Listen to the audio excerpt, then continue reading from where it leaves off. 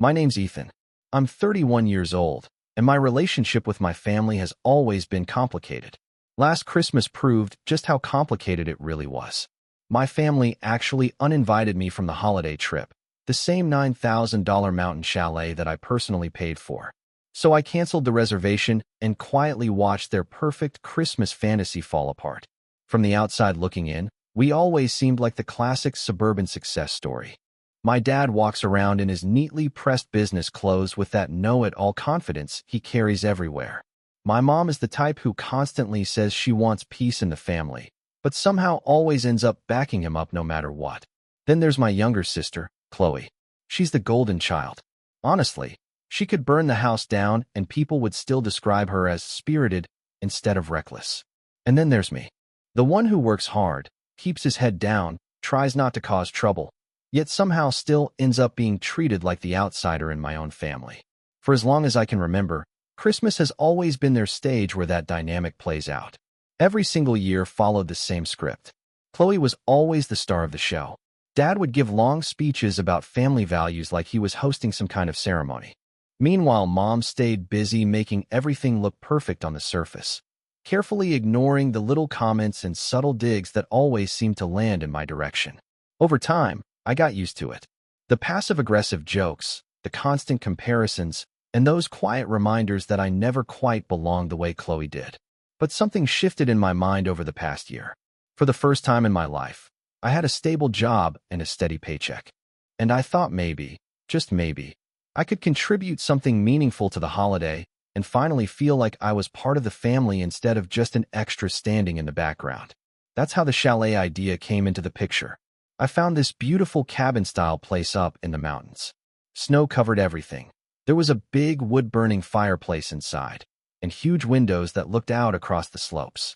It honestly looked like something you'd see on the front of a Christmas postcard. I spent weeks searching for the right place, comparing options, calculating my budget, and finally committing to renting the entire chalet. The total cost was $9,000, which disappeared from my account pretty quickly. But at the time, it felt worth it. I really believed that maybe this Christmas would finally be different. I thought maybe they'd see how much effort I put in and realize I genuinely wanted to be part of the family tradition. I even sent my dad the booking confirmation so he could brag about it to his friends if he wanted. He didn't thank me. All he said was, "Good. That's the least you could do." At the time, I brushed it off. That was just Dad being Dad. He was never the type to give credit where it was due, so I didn't think much of it. But as December got closer, little things started happening that made me uneasy. Chloe kept referring to it as her chalet trip, like the whole thing had somehow been planned specifically for her. She even posted about it on social media, writing something like, "Can't wait for our family Christmas at the chalet Dad rented." Reading that stung more than I expected. My name wasn't mentioned anywhere. When I asked her why she wrote it that way, she just smiled and shrugged. "Relax, Ethan," she said. "Nobody cares who booked it. It was basically Dad's idea anyway." Looking back, that should have been my first big warning sign. But I still wanted to believe things would work out. I kept hoping that once we actually arrived at the chalet, maybe they'd surprise me with a little appreciation. Instead, everything exploded on a random Wednesday night in early December. I had stopped by my parents' house after work to drop off some boxes of Christmas decorations I'd bought.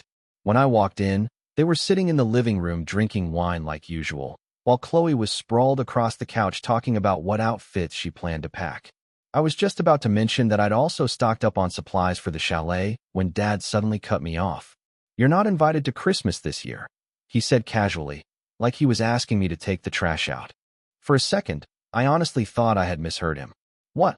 I asked, completely frozen. "You heard me," he replied, swirling his wine glass like nothing unusual had just happened. "It's going to be a family-only Christmas this year. We don't need complications. You can make your own plans." I actually laughed a little under my breath, mostly out of shock. "Family only?" I said. "I'm literally your son." Chloe rolled her eyes from the couch. "Dad just means things will be less stressful without you around," she said. "Don't make a big scene, Ethan." And my mom, sweet, peaceful, always neutral mom, just looked at me with this polite, almost pitying expression. "Maybe it's for the best, dear," she said gently. "We're hoping for a peaceful holiday this year." I don't think I can fully explain what went through my mind in that moment. Sure, it hurt. Of course it did. And yeah, there was betrayal. But more than anything, there was this strange, icy clarity, like a curtain had suddenly been pulled back, and I could finally see the situation for what it really was. For years I had been chasing tiny scraps of approval, trying to fit into a family that clearly didn't see me the same way. And with one sentence, Dad confirmed something I'd probably known deep down all along. I was never really part of it. I didn't argue. I didn't plead. I simply nodded, set the box of decorations down on the floor, and said, fine. They probably assumed I'd go home upset and spend the night feeling sorry for myself. But honestly, my mind was already racing ahead. As I walked out of their house that night and saw their smug expressions behind me, something important clicked in my head. I remembered the chalet reservation sitting in my inbox. The reservation that was booked entirely under my name, paid for with my card, my money. They clearly believed Christmas was already secured, that they could simply erase me from the picture and everything would still go according to plan. They had absolutely no idea what was about to happen. That night, I sat down at my laptop and opened up my banking app. First, I quietly transferred back the holiday money I had previously sent to Dad. Just like that, the $9,000 returned to where it actually belonged, my account. Then I opened the chalet reservation page. With one simple click, I canceled the entire booking. There was no cancellation fee since it was still early enough. The funniest part was that the reservation listed Dad's name as the guest because I'd wanted him to feel included in the planning. But the payment itself had come directly from me. So when the cancellation processed, the refund came straight back to me. Of course, I didn't tell them. I went to bed that night feeling strangely calm, though part of me knew the fallout would come eventually. And it did. The next morning, my phone lit up like a Christmas tree. 25 missed calls, 12 voicemails, and one message that made me stop in my tracks. That was the moment when everything really started falling apart for them. The message came from my dad. It was short and direct, written like he still believed he was the one in charge. Call me back. Now. I didn't. Instead, I sat quietly with my morning coffee and started listening to the voicemails he'd left overnight. Each one sounded angrier than the last. The first message was confusion. Ethan, there's some kind of mistake. The chalet reservation isn't showing up in my account anymore. Call them and fix it. The second message carried a sharp edge of irritation. This isn't funny. If you're pulling some stunt, you need to undo it immediately. And finally, the last voicemail arrived exactly how I expected. Pure rage. You think this makes you clever? You've embarrassed me, Ethan. Do you understand that? Fix this. Now. That's when I realized what truly mattered to him. It wasn't the fact that his son had just been excluded from Christmas. It wasn't the audacity of kicking me out after I paid for everything. No. The real issue was that his friends and extended family were about to find out that the Grand Chalet Christmas trip wasn't happening. His pride had taken a hit, and in his world that was unforgivable. Around midday, Chloe started messaging me too. Her tone was completely different from Dad's, less angry, but far more entitled. Are you seriously doing this to us? She wrote. You promised we'd have Christmas at the chalet. I already told all my friends about it, Ethan. Do you even realize what this does to me? I could practically hear her whining voice through the screen. I didn't reply. Sometimes silence says more than any response ever could. But later that evening, the real strategy began. My mom showed up at my apartment without warning, holding a casserole dish like she always did whenever she planned to soften bad news. She let herself in using the spare key, a key I didn't even realize she still had. Ethan, she said gently, using that calm, practiced tone of hers. I think things got a little misunderstood last night. You know how your father gets when he's upset. He didn't mean that you weren't welcome. He was just speaking out of tension. I looked at her for a moment, honestly curious. So, I'm invited now? I asked. Her smile slipped a little, but she pushed forward anyway. Of course, she said quickly. Then she added the real condition. But only if you fix the chalet situation. Your father's reputation is on the line, and a lot of people are looking forward to that trip. It would mean so much to everyone if you just handled it quietly. The manipulation was so transparent that I almost laughed right there in front of her. This wasn't about welcoming me back into the family. It was about making me clean up the mess they'd created. I tilted my head slightly.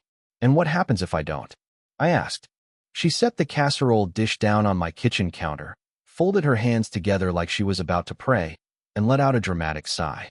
Well, she said, then I'm afraid you'll be making things very difficult for this family.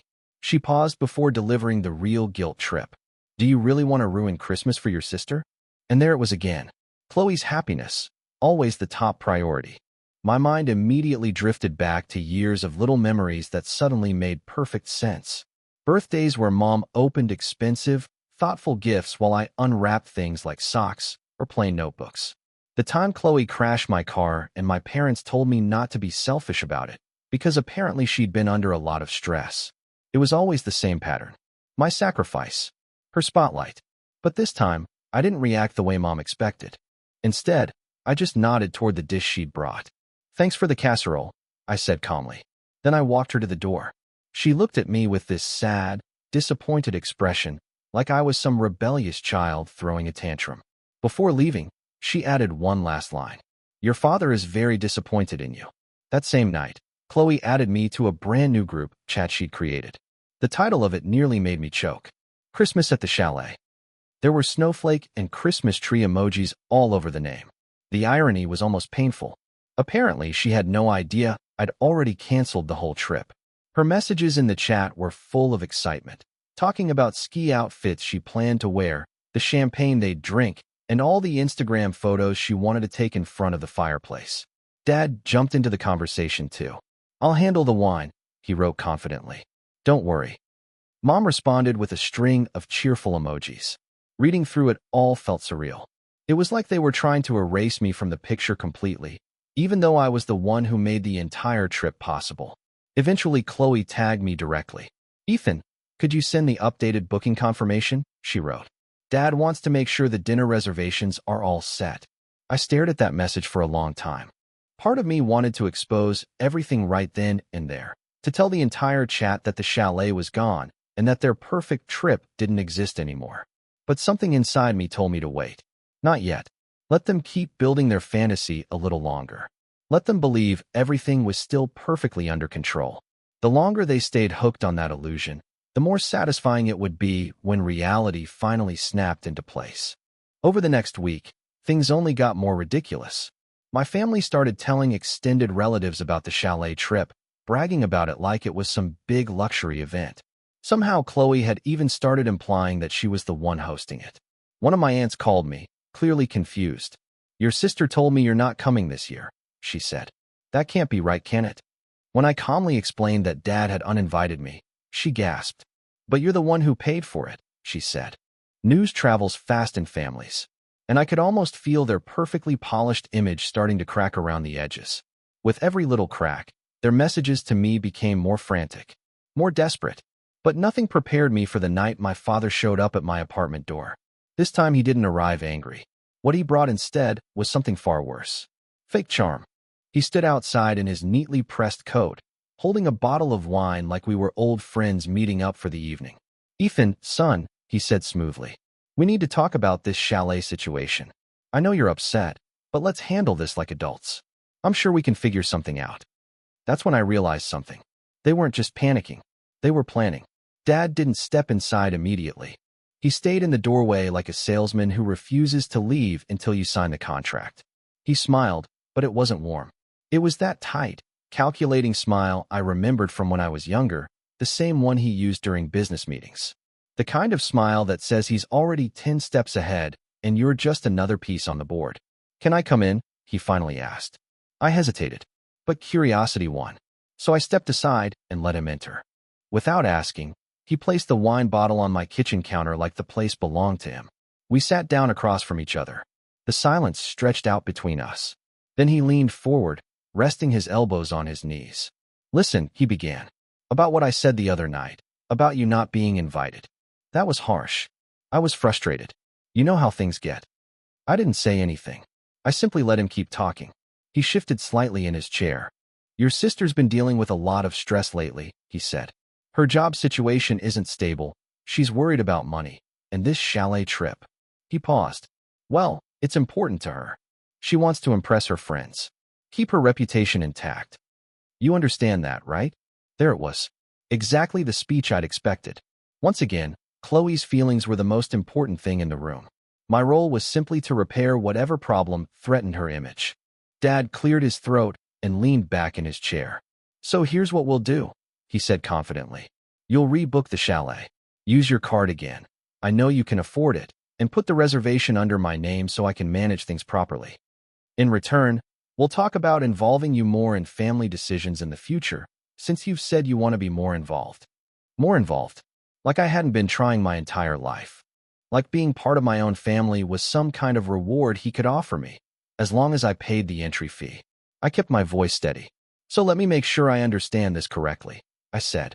You want me to rebook a $9,000 trip after you told me I wasn't invited, just so Chloe doesn't get embarrassed? For a split second his smile slipped, but it came right back. It's not about embarrassment, he said. It's about family unity. You wouldn't want to be responsible for ruining Christmas, would you? I nearly laughed. Family unity. Hearing that phrase come out of his mouth felt completely absurd, but I stayed quiet, and I let the silence hang in the room. Dad hated silence. He always rushed to fill it. Sure enough, he started talking again. This time his tone was sharper. If you refuse, Ethan, he said slowly, then you're sending a clear message to your mother, your sister, and everyone else that you simply don't care about them. And if that's the road you want to take. He paused, narrowing his eyes. Then don't expect us to be there for you when you need us. That was the real betrayal, not just the words themselves. I had always suspected deep down that they would never truly be there for me. But hearing him say it out loud, in such a cold and transactional way, hit differently. For him, family wasn't about loyalty or love. It was leverage. I swallowed and kept my emotions under control. So you're threatening to cut me off unless I pay for everything again? I asked. Dad leaned back and crossed his arms. It's not a threat, he replied calmly. It's reality. You're old enough to understand how the world works. Nothing in life is free. That last sentence broke something inside me. I thought about all the times I'd helped them over the years. The money I loaned Dad when his investments went bad. The weekends I spent fixing things around their house. Chloe was praised for doing the bare minimum, while I had spent years quietly supporting everyone. And now he was sitting across from me, looking me straight in the eyes, telling me none of it mattered unless I paid again. Something must have changed in my expression, because for the first time that night, I think he realized I wasn't going to fold. His fake charm cracked just a little. Don't make this harder than it needs to be, Ethan, he said quietly. But the story wasn't over yet. 2 days later, I got a call from my bank. The voice on the phone was calm and professional. Sir, we're calling about a flagged transaction, the bank representative said. Someone attempted to use your account information to make a large purchase. My stomach tightened. What kind of purchase? I asked. A reservation deposit for a chalet. There was a short pause, and the booking name on the reservation was your father's. That was the moment when the last fragile thread of trust one had left finally snapped. Strangely enough, when the bank explained what had happened, the first emotion I felt wasn't even anger. It was something emptier. A hollow sensation, like the ground had quietly disappeared beneath my feet. I had expected my dad to pressure me, maybe even try to manipulate me again. But I never imagined he'd go as far as trying to commit fraud using my personal financial information. The bank representative explained politely that the transaction had been flagged because the billing name didn't match the account holder. If that small discrepancy hadn't triggered their system, the charge might have gone through without anyone noticing. I thanked them for catching it. Then I hung up. For a long time, I just sat there staring at my phone in disbelief. My own father had tried to steal from me. At that point, any lingering sense of family loyalty was completely gone. Whatever bond one once believed existed between us had finally broken. To him, this wasn't about family anymore. It was about control.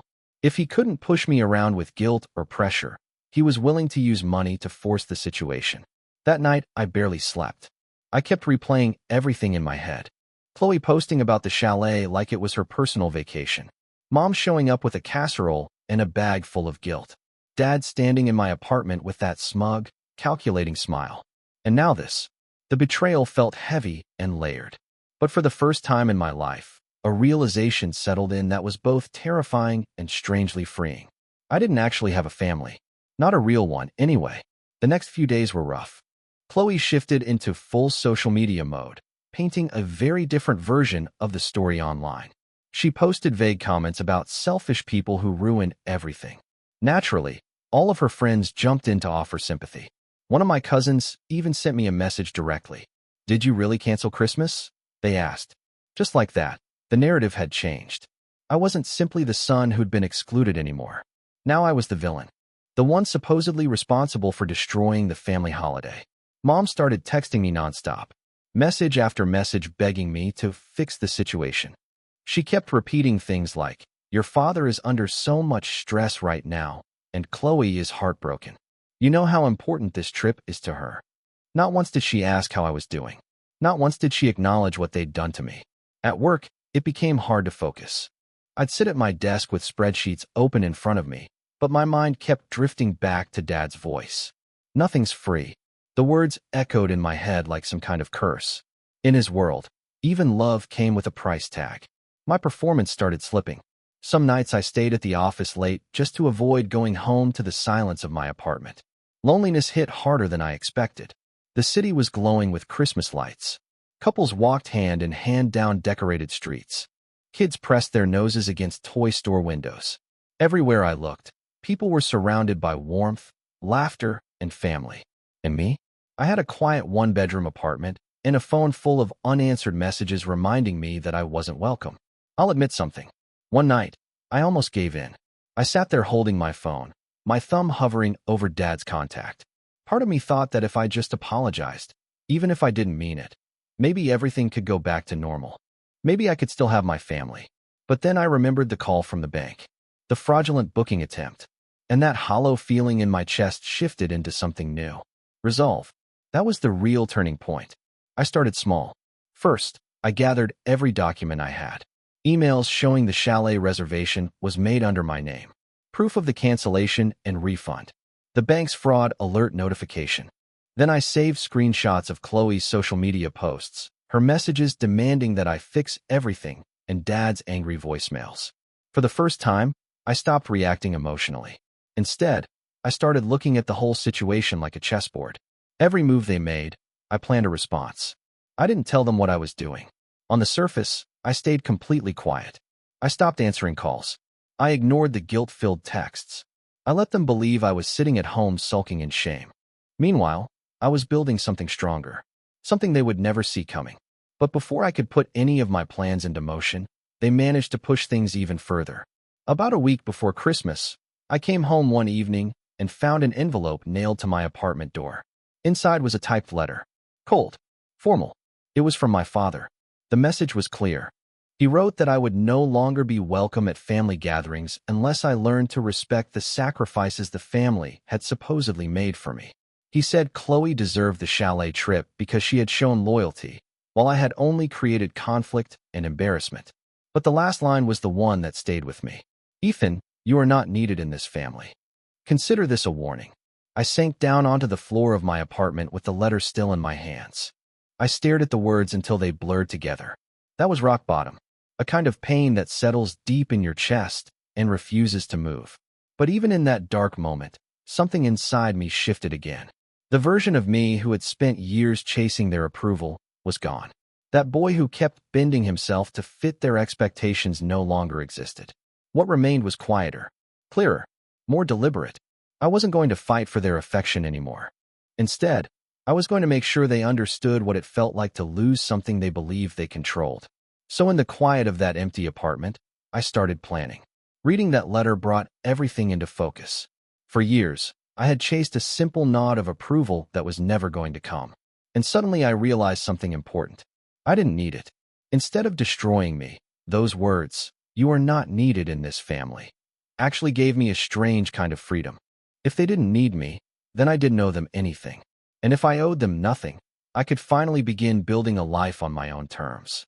The first step was cutting off the quiet lifelines that had been draining me for years. Looking back, I realized how often I'd been supporting them without thinking.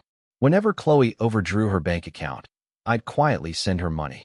When Dad's investments failed, I'd cover a few bills. I'd chip in for groceries, gas, and utilities whenever they asked. At the time, I thought I was just helping. But really, I had been trying to buy my place in the family. Not anymore. I shut it all down. I changed every password to my online banking. I canceled the emergency credit card Mom had access to. I even redirected my mail so no one could snoop through it. It felt like turning off a row of leaking faucets that had been dripping for years. Then I turned my attention back to work. Instead of dragging myself through the day, I started showing up early. I took on projects I used to avoid. I volunteered for extra responsibilities. Part of me needed something productive to focus on, but another part understood something deeper.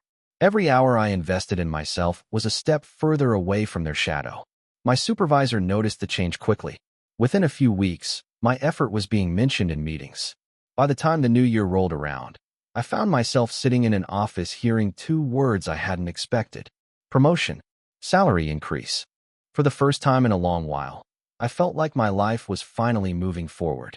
My savings started growing, and my evenings were no longer spent scrolling through their manipulative messages. I cut them out completely. Instead of staring at my phone every evening, I started going to the gym after work, something I had been putting off for years. The routine became simple but powerful: lifting weights, sweating through long workouts, watching slow, steady progress week after week. Before long, it turned into a ritual. My body grew stronger, and with it my confidence started building again. I wasn't the same person anymore.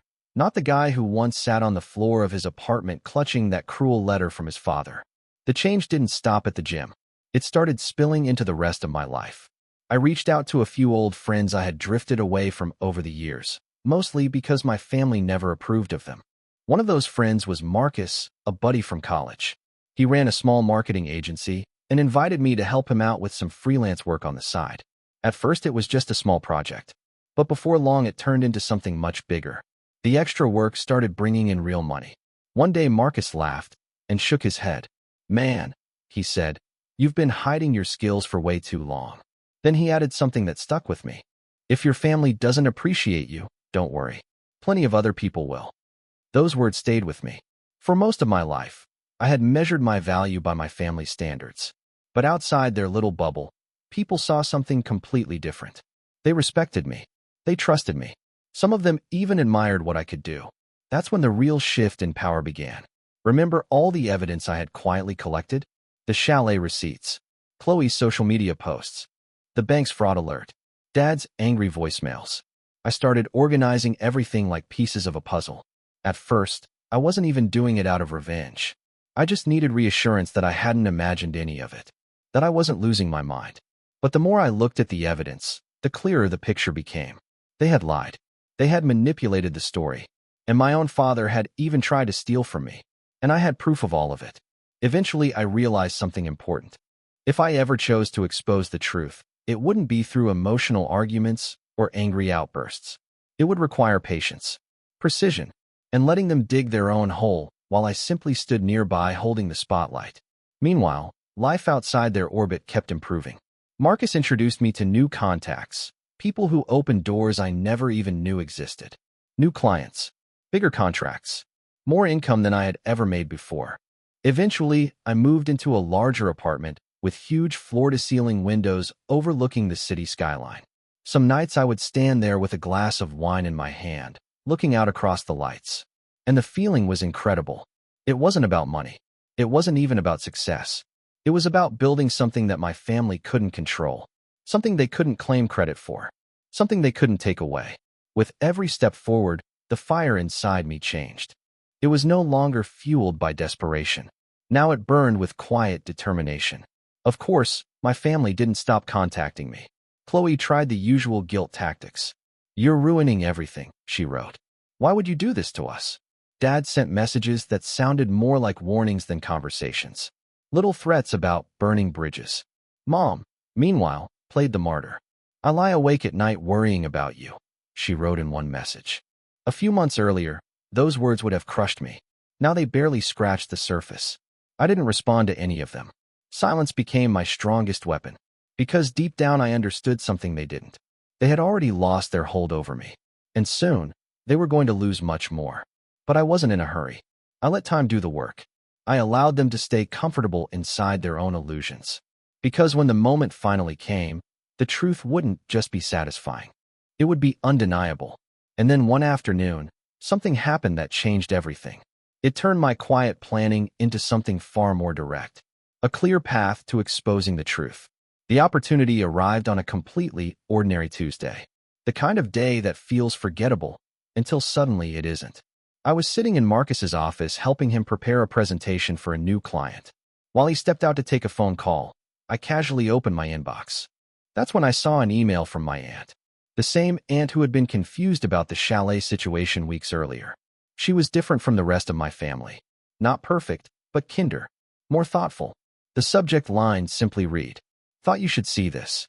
Attached to the email was a PDF file. Inside it was a scanned email chain between my father and several extended family members. As I started reading, my pulse quickened. Dad had written that Chloe would be covering the Christmas expenses this year. He described her as the responsible one. Then he added something else. Ethan has decided he can't contribute this year.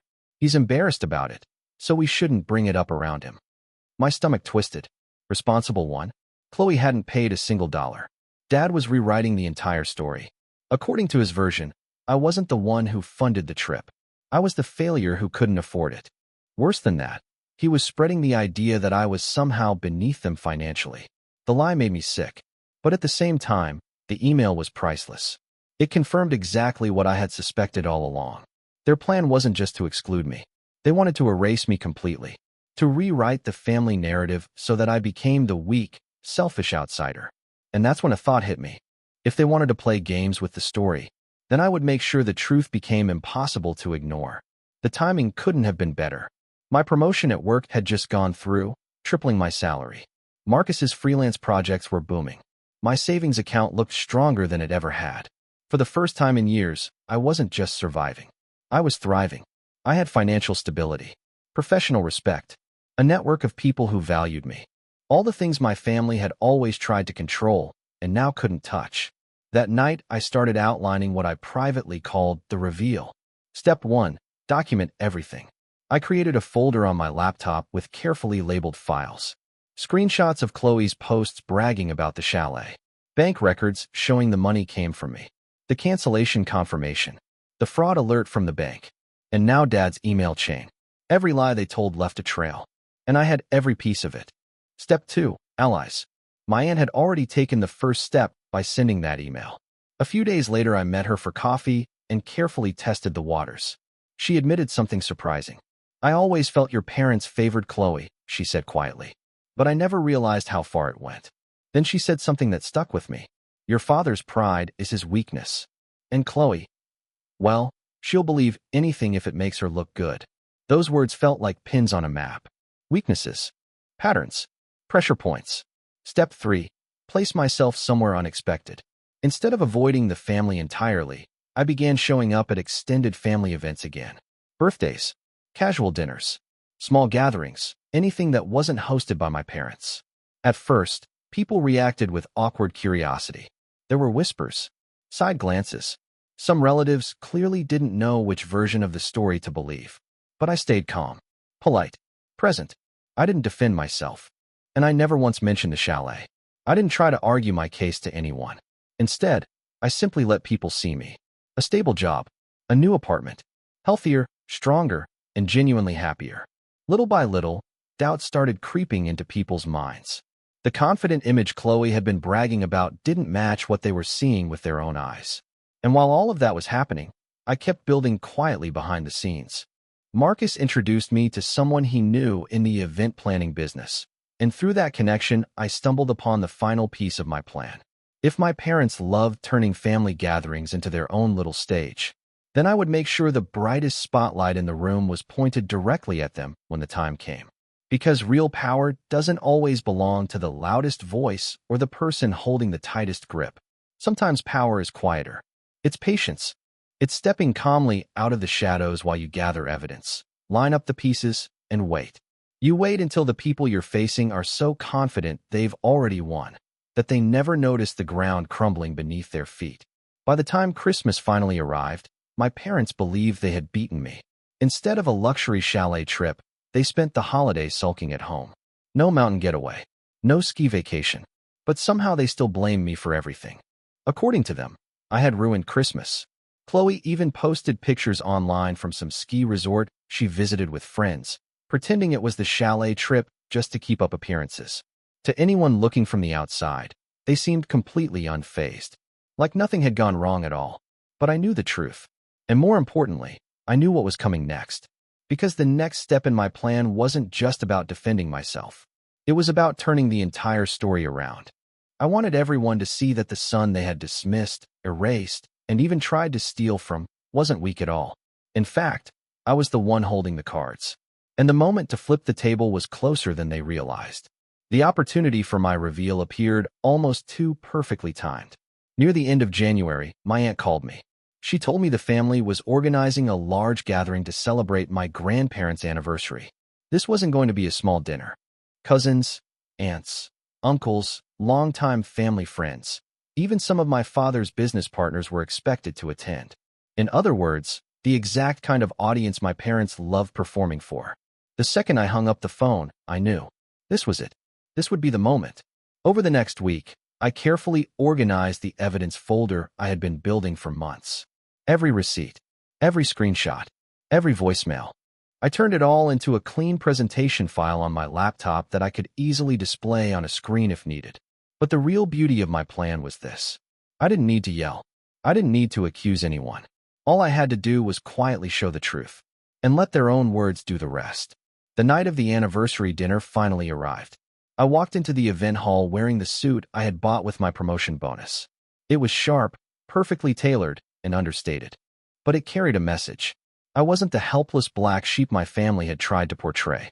As I entered the room, I shook hands, greeted relatives, and smiled as people commented on how well I looked. Before long, my parents noticed me. Dad's posture stiffened immediately. Mom's polite smile faltered for just a moment. And Chloe rolled her eyes like my mere presence had ruined her evening. I could feel their discomfort simmering under the surface. And strangely enough, it only strengthened my resolve. Dinner began. Wine was poured.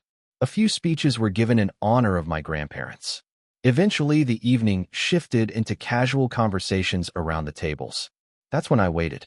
Because I knew Chloe. And sure enough, she couldn't resist bringing up the chalet story. She leaned back in her chair and laughed loudly while talking to one of our cousins. "It was such a mess," she said dramatically. "Ethan bailed on us at the last minute." She shook her head like she was still annoyed. "Honestly, Dad and I had to scramble just to save Christmas. But you know how it is, some people just can't handle responsibility." Her words hung in the air like bait. And this time, I took it. I calmly set my glass down on the table. Then I looked directly at her. "That's interesting, Chloe," I said quietly. Because from where I was sitting, things looked a little different. The entire table went silent. Dad immediately jumped in, his voice calm but tight. "Let's not bring family drama into this," he said quickly. "Tonight is about your grandparents." It made me laugh. I agree. It's about family, which is why it might be nice for everyone to know the full story since you've already started it, Chloe. I removed my laptop from my bag. I hadn't intended to make it theatrical, but sometimes the circumstance demands it. I asked my cousin to assist me switch inputs on a projector that had been set up for a slideshow of old images. Within seconds, my screen illuminated the wall, and I showed them. First, I received a chalet confirmation email with my name and money clearly displayed. Gasps were heard around the room. The cancellation notification with the reimbursement information was then returned to me. Chloe's posts bragging about her chalet were followed by Dad's email chain alleging Chloe had paid for everything. Finally, the bank issued a flagged fraud alert with his name on it. I did not raise my voice once. I did not accuse or dramatize. I simply stated, "This is what happened. I paid for the chalet. They told me I wasn't invited, and when I canceled it, they attempted to use my account information without my permission." The silence that followed was oppressive. You could hear forks clinking against plates. My parents' faces were pallid and frozen. Chloe spewed something about me distorting things, but the proof was right there, incontrovertible. Then came the murmurs.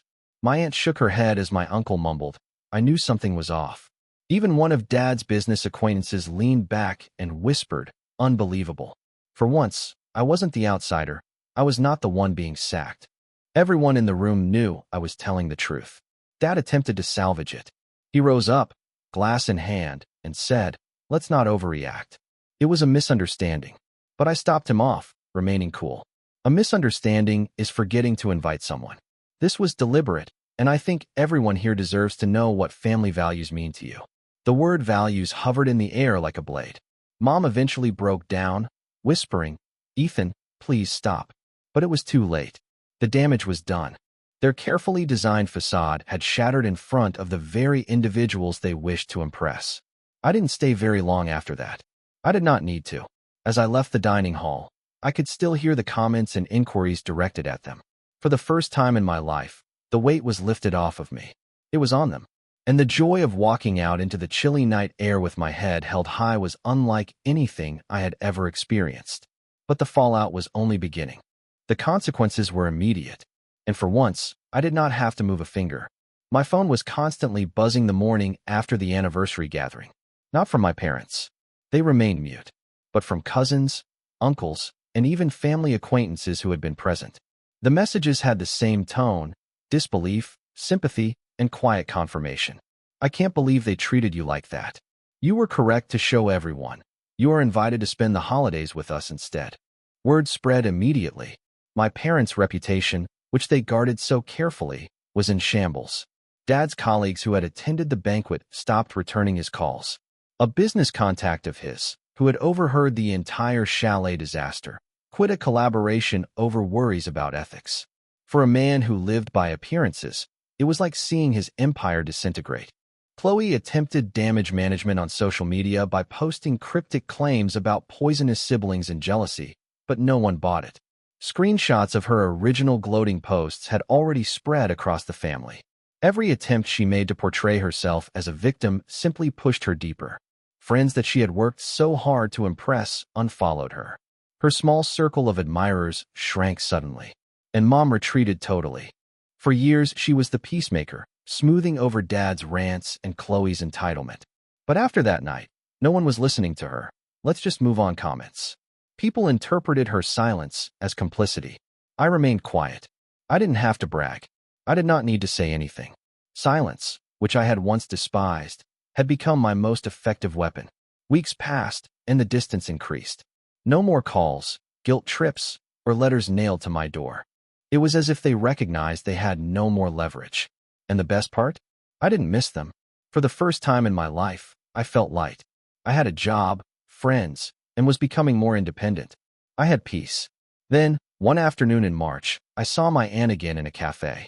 She informed me that Dad tried to throw a dinner to clear the air, but few people turned up. The family was no longer interested in playing along with his vision of reality. "You don't realize it yet," she explained, smiling. "But you won. Not just against them, but against the hold they had on you." That night, I went home, stood by my apartment's window, and looked out at the city lights. For years I'd begged to sit at their table, bent myself to suit their shape, and carried the weight of their approbation like a burden I couldn't bear. But I didn't need it anymore. I had created something stronger that they couldn't change or take away. Their chalet vacation had failed. Their reputation had crumbled. Their grip on me was gone. As I moved away from the glass, a smile pulled on my lips. Because in reality, they had not barred me from attending Christmas. I had denied them entry into my home.